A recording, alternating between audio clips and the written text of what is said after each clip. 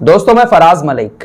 ये जो थंबनेल पर आपने लाइन लिख के देखी है, इसको पढ़ने के बाद शर्माइएगा मत, बल्कि पूरी रिपोर्ट देखने के बाद सोचिएगा कि हमारे देश की मीडिया में और दूसरे देशों की मीडिया में कितना बड़ा अंतर है। दूसरे देशों के अंदर अगर कहीं पर भी कुछ भी गलत हो रहा होता है सरकार की तरफ से, प्रशासन की तरफ से, तो उनके अंदर इतनी हिम्मत है कि वो डायरेक्ट प्रधानमंत्री से सवाल कर सकते हैं, राष्ट्रपति से भी सवाल कर सकते हैं। लेकिन हमारे देश की मीडिया सिर्फ ये पूछती है कि आप आम कैसे खाते हैं, चूस कर खाते हैं या फिर काट कर खाते हैं। ये है अंतर हमारे देश की मीडिया में और दूसरे देशों की मीडिया में।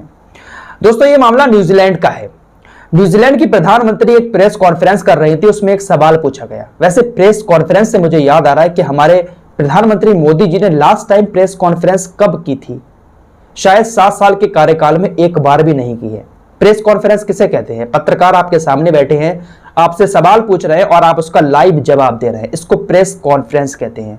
शायद प्रधानमंत्री नरेंद्र मोदी ने अपने पूरे कार्यकाल में एक बार भी प्रेस कॉन्फ्रेंस नहीं की। हालांकि हमारे मीडिया उनके भाषण दिन रात दिखाता रहता है, लेकिन वो सिर्फ अपने मन की बात करते हैं और कुछ चुनिंदा पत्रकार हैं हमारे देश के अंदर, उन्हीं को वो अपना इंटरव्यू देते हैं और उनमें सवाल पूछे जाते हैं कि आप आम काट कर खाते हैं या फिर चूस कर खाते हैं। फिलहाल न्यूजीलैंड की प्रधानमंत्री से प्रेस कॉन्फ्रेंस में एक सवाल पूछा गया।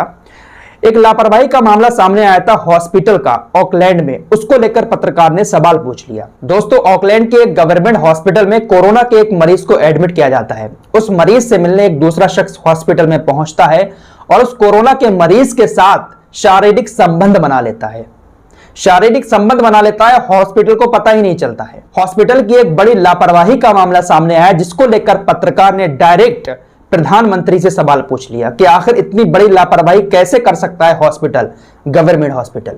यह बात अपने आप में बड़ी तब हो जाती है क्योंकि न्यूजीलैंड ने इस कोरोना महामारी में जिस तरीके से लड़ाई लड़ी है ना, वो काफी ज्यादा सराहनीय है। जब एक मरीज था कोरोना का न्यूजीलैंड के अंदर, तो लॉकडाउन लगा दिया गया था। वहां की सरकार ने कोरोना के रोकथाम के लिए बहुत बड़े बड़े काम किए हैं। इसीलिए पत्रकार ने यह सवाल पूछ लिया कि आखिर हॉस्पिटल ने इतनी बड़ी लापरवाही क्यों कर दी।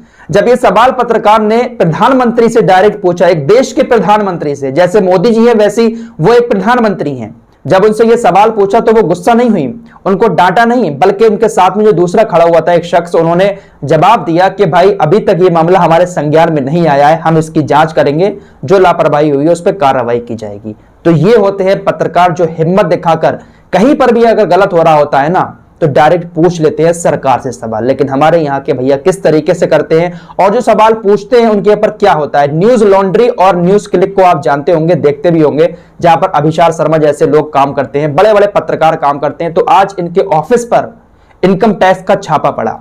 छापे की खबर जब सामने आई तो इनकम टैक्स की टीम ने कहा कि हमने छापा नहीं मारा है, बल्कि हम एक सर्वे करने गए थे और सर्वे के दौरान अगर हमें कोई चीज गलत लगती है, कोई भी दस्तावेज हमें गलत लगता है, तो उसको हम अपने कब्जे में कर सकते हैं। तो इनकम टैक्स की टीम ने यह कहा। न्यूज लॉन्ड्री और न्यूज क्लिक वेबसाइट को तो आप जानते ही होंगे, हमेशा सरकार की वो पोल खोलता रहता है, तो लोग कह रहे हैं कि इस तरीके से छापे तो पड़ रही हैं। फिलहाल छापे से इनकार कर दिया है इनकम टैक्स की टीम ने। दोस्तों दूसरी खबर आजम खान को लेकर है। आजम खान की मुश्किलें कम होने का नाम नहीं ले रही हैं।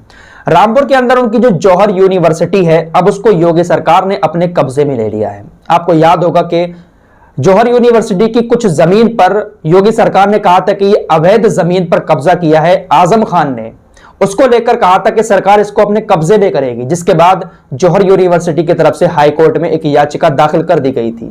लेकिन अब हाई कोर्ट ने सुनवाई की है कि योगी सरकार ने जो दावा किया है वो सही है और उस जमीन को अब सरकार अपने कब्जे में ले लेगी। हाई कोर्ट के इस आदेश के बाद तहसीलदार अपनी पूरी टीम के साथ जौहर यूनिवर्सिटी पहुंचते हैं और उस जमीन को अपने कब्जे में कर लेते हैं।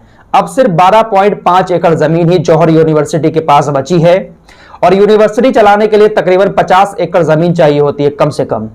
तो ऐसे में अब योगी सरकार पूरी यूनिवर्सिटी को अपने कब्जे में ले लेगी। बाकायदा कागजी कार्रवाई की जाती है और जो जौहर यूनिवर्सिटी का ट्रस्ट था, मौलाना मोहम्मद अली जौहर ट्रस्ट, उसको भी बेदखल कर दिया गया है। तो ये एक बहुत बड़ा झटका आजम खान को लगा। अब देखते हैं कि जौहर यूनिवर्सिटी का भविष्य क्या होगा।